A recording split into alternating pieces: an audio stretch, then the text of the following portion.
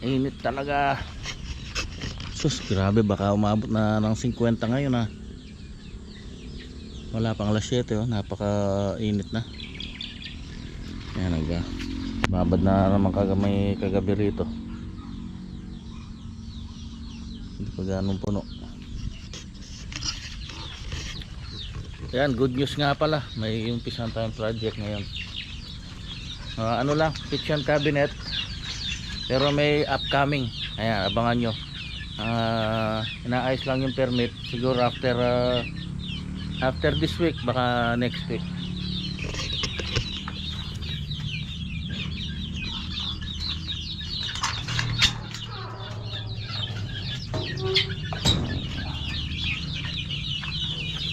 Pagka dumating yung trabaho, nagkakasabay-sabay. Sige.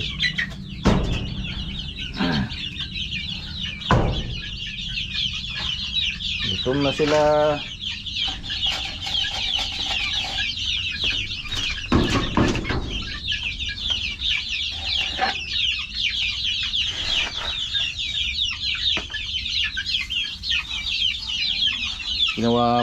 Ginawan ko nga pala ng bagong feeder. Ayan, yung PVC pipe na detress, hinati ko.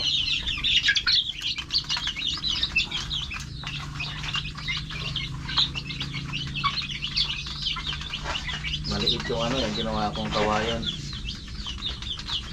Ito, nagkaka ano sila dyan. Marami sila eh.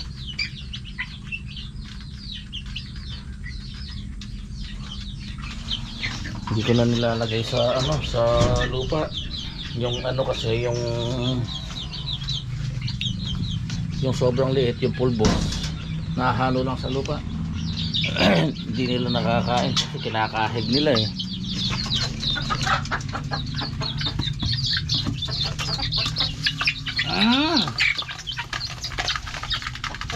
Siguro niya ito, lakas lumaki oh.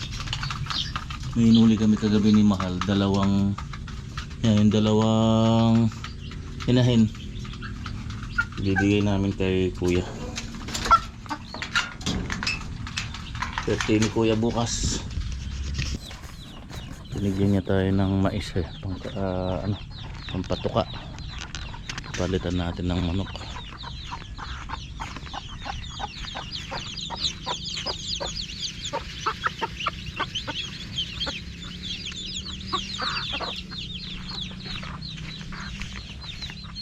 Naglilimlim na rin to ha.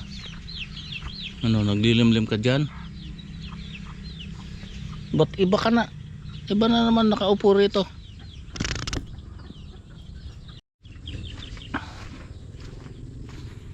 Naku, patay tayo dyan. Lumipat dito itong nabugo kasi yung lahat ng itlog niya doon. Tingnan namin ni Mahal kahapon. Tapos kinulong ko, nakawala pala. Ito naman yung buset ka. Yung isa doon na naglilimlim. Bugok pala lahat yung itlog. Tinanggal ko yan, lumipat naman doon. Gulo ng mga manok na to.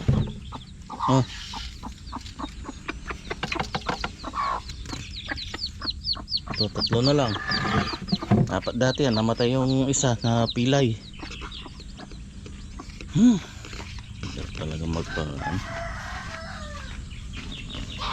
Hindi mo mawa 100%.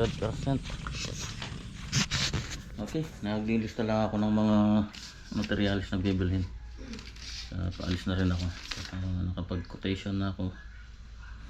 Well, gagawin nga pala nating mga kitchen cabinet. Ito lang dito.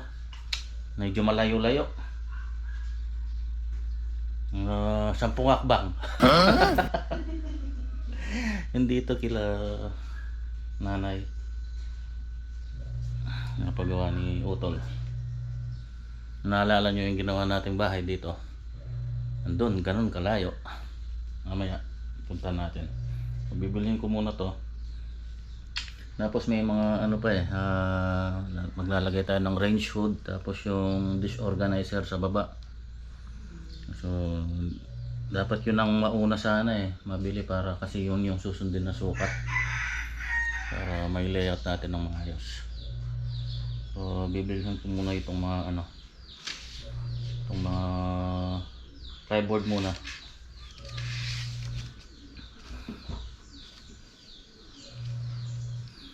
Plyboard at saka pang liston. Okay, tara. Kuha na tayo ng plyboard. Bali, pito. Isang 1/2. Ito pang ano to, sa drawer.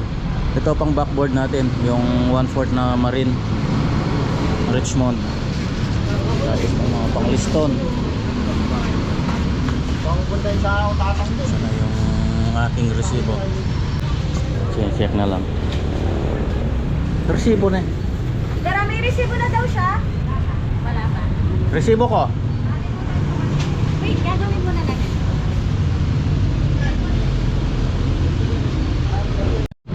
Okay, ito na 8,580. Ano pa lang yan, partial pa lang yan. Wala pa yung mga hardware, mga drawer guide, mga handle. Iuli ko na yun. Baka sa ano ko nabilhin yun, sa may suki natin sa Balibago. Kita na. Okay, nakarating din. Tanggalin muna natin sa elantra nito. Natin lagay muna. Ay, grabe, init. Ito na nga yung nangyari. Na-prepare ko na yung bawat set, mga modular. So ito bali yung sa corner na yan. Ganyan lang ginawa ko. Naka-slant yung sa corner niya. Yan. Tapos yung sa isang modular niya, binuo ko na hanggang dun sa may bintana to eh. Yan. Tapos yung kadugtong nito, ito yun. Yan. Tapos yung isang set, ito naman yung isang set.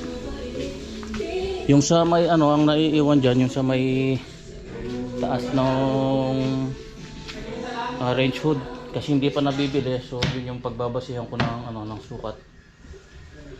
Kasi may mga cutting pa yun dun sa kanyang flexi duct, yung lalabas dun sa yung labasan ng hangin dun sa labas. So hindi ko muna tinawa yun. Bukas bibilihin ko yung ano, range hood. Ayan. So bali, nilistunan ko muna. Pero bago ko listunan, ikakaltas ko muna yung ano niya, yung backboard.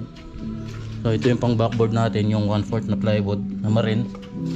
So sinet ko na itong aking router. Tapos ito na yung sinample ko. Ayan.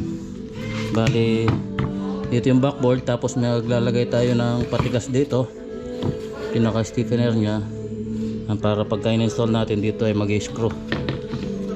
Yan, naka-offset yung kanal natin, yung groove natin ng 3/4 yung kapal ng plyboard natin. So yan, lahat yan kakaltasin. Yan, sakto na yan. Ano, buti may talim ako ng ano, sakto yan. Ano.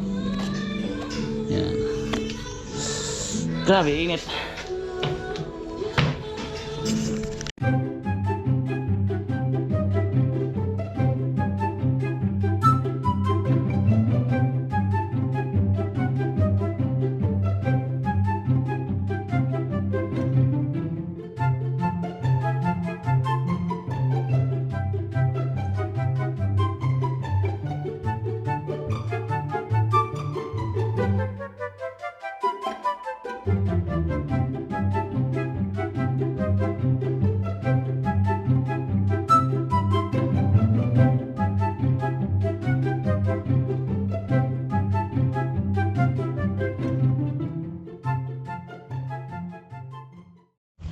Ayan o, ang bilis ng pangyayari.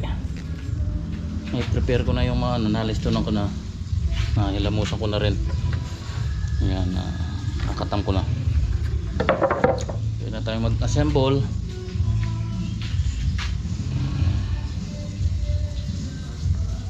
Yung ano muna, backboard. Good morning. Bali day 2 na tayo ngayon sa ating project. So kahapon nalobat si GoPro, hindi ko na naituloy yung pag-vlog. na i-prepare ko na lahat yung mga ano, bawat module. Yan. Makakapag-assemble na siguro tayo ngayon. So, maya maya aalis ako, bibilhin ko muna yung mga disorganizer tsaka yung range hood o yung exhaust. Yung mga tools natin hindi ko na pinasok, total gagawa rin naman tayo ngayon Yan yung kotse, doon ko na lang nilagay muna, doon lang muna, safe naman doon Ay Diyos ko po, walang kahingin-hangin. Tapos ito na yung mga tinabas ko na ano, pampatigas dun sa likod, yung pag-i-screwhan. 10 cm ito.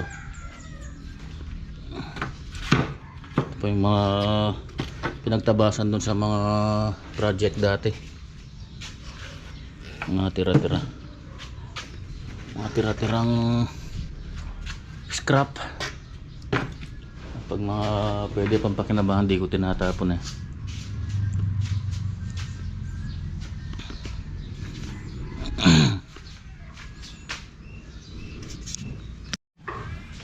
Ayan, naka-assemble na akong isa. Bali malaki-laki itong isang module na to, dahil meron siyang ano dito yung microwave, tapos magmula doon dalawang pinto pa dito, tapos yung sa taas nito meron pang maliit, may partition pa yun dito, tapos dito ito yung microwave. Kaso alas 8 pasado na pala, alas muna tayo. Ganda ng plywood ng ano, ng Richmond, yung 1/4 ang kinis. Yung mga ordinary nako, wala sa ayos. Yung mga China made, tutuklap. Di baling mamahal ng konti. 450 to yung isang 1/4. Yung ordinary may 300 lang yung 1/4. Tapos yung 1/2 nila, magkano na kasi itong 1/2? 850 yata itong 1/2. Puro Richmond yan, local made. Tara muna, silantra na lang sakyan ko. Ito, kakauwi lang. Nakabili na ako ng mga ibang accessories, mga drawer guide at saka concealed handle. Tapos ito yung ano, range hood. Bali ano lang siya, kulay nga ano, 304 stainless, 6,400 ang presyo niya. Kinulang yung dala kong pera, hindi ko nabili yung mga disorganizer. Binigay niya pala ng ano, 6,300. Binawasan niya ng 100 lang. Malugoso ka, Han! Han! Bisa ka? Ali ko? Alamang kamuti kasi, alya ka na. Malgoso. Yung pait. Tawag ng iba, papait. Okay, let's continue. Okay, ito na yung ating pangalawang module. Ayan. Nilagay ko na yung backboard nya rin. Ayan, tapos ito, mga patigas. Ito na yung isa. Ayan, nabuo ko na. So, valid dito yung ano, microwave. Malit lang yung microwave nila. Ayan. Tapos dalawang pinto dito. Tapos mayroon pa isa dito sa taas. Simple lang. Napaka-simple lang. Mga common na design. Tapos standard lang din yung size nito, 30 by 75. 75 yung taas. 30 cm yung ano. Ito, yung lapad niya. Standard. So ito bali yung kadugtong nung isang ano, isang corner. Sa left side to. Tapos tatlong pinto yan. Tatlong butas. Okay, update muna tayo. Ano yung sa corner, oh. Dali, yung partition na lang dito niyan. Yan, yung sa corner niyo. Naka 45 yan, both side. Ito. Yan.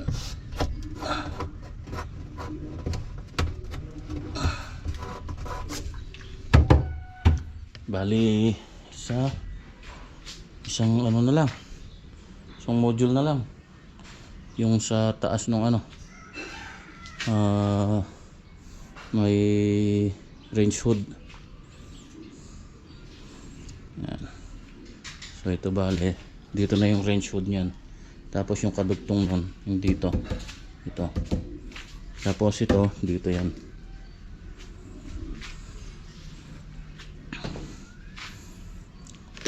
Tingnan natin yung ano gagawin natin. Ito, layo, mga ano 10 hakbang.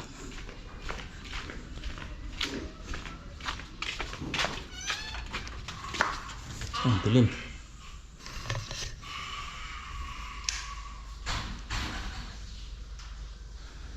Ayan. Maling dito lang tayo. Ayan.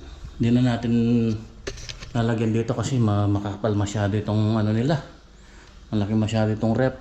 Kung susundin natin hanggang dito 70 na. Masyado nang malapad, malalim. Mahirapan din silang dumukot. Kaya nandito lang tayo, dito sa may tiles. So ayan. Tapos dito, nandito. Tatapatin lang natin yung false beam na yun. Tapos maglalagay din ako ng ano dito, mga shelves. Yan. So ito na lang ina-assemble ko niyan. Itong kanyang range hood. Tapos ito, re-repair natin to. Mahina yung mga ano, mga hinges, mga concealed. Yung mga ano, disorganizer.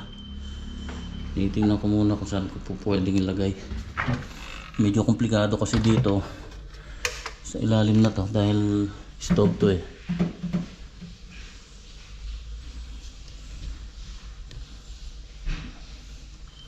Tingnan ko, baka hanggang dito siguro. Maliit lang naman yun eh. Tingnan natin kung ubra dito. Lalong hindi po pwede rito. Eh, lababo to. Malalim yung ano nito, yung tab nya. Yan, mapanggalang siya dyan. Either dito o kaya dito. Yan. Tapos ito, maglalagay din ako ng drawer dito. Tatlong drawer. So ano yan, ma-re-revise itong mga takip na to. No? Sira-sira na yung mga hinges.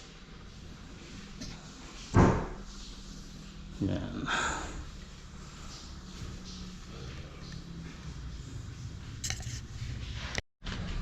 Muna sa farm, pahinga muna.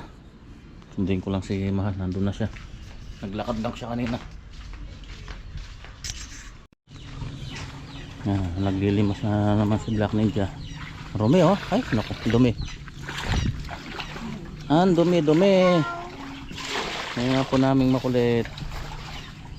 Gusto niyang mag-swimming, marumi naman. Ay mga alaga nating sisiw.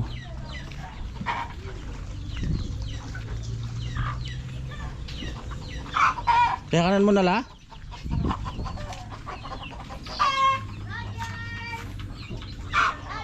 Ang lakas lumaki nito. Ang gaganda nila. Nakakawalan ng pagod.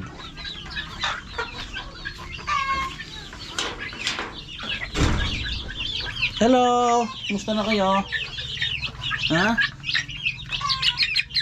Busog na busog ka. Hindi ba? Hello? Parang may yaya yata ini. Wow. Yaya yun. May tagal yan. Nahabol na isa oh. Ang ganda nito.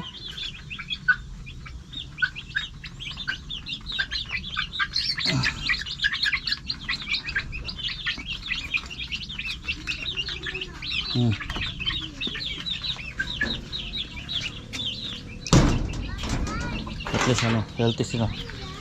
Wala namang may sakit. Ang dami nating sisiw sa ano niya, yung nakaalpas. Tatlo, apat, tsaka 5. Bali 15 lahat.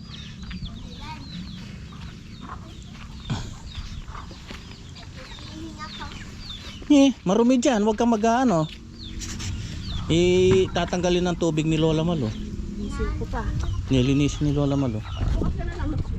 Bukas na lang. Tinatabunan ng bibi yung itlog niya. O, di mo makita, tingnan mo. Ilan na? Marami din ah. 2, 4, 6, 8, 10, 11. Hindi na siguro mangingitlog. Inayos na niya eh. Naglilimlim na siguro. Pwede na yan. 11. Yung isa ano na. Walo na yung itlog.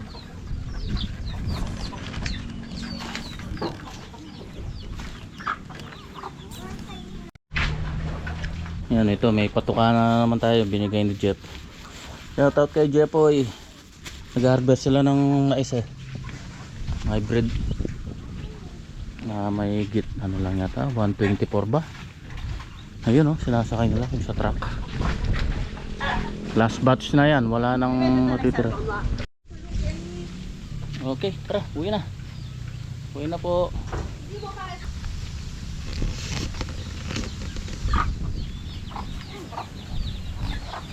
O siya, hanggang dito na lamang. Alam po muna pansamantala. Ingat po tayo lagi. God bless us all.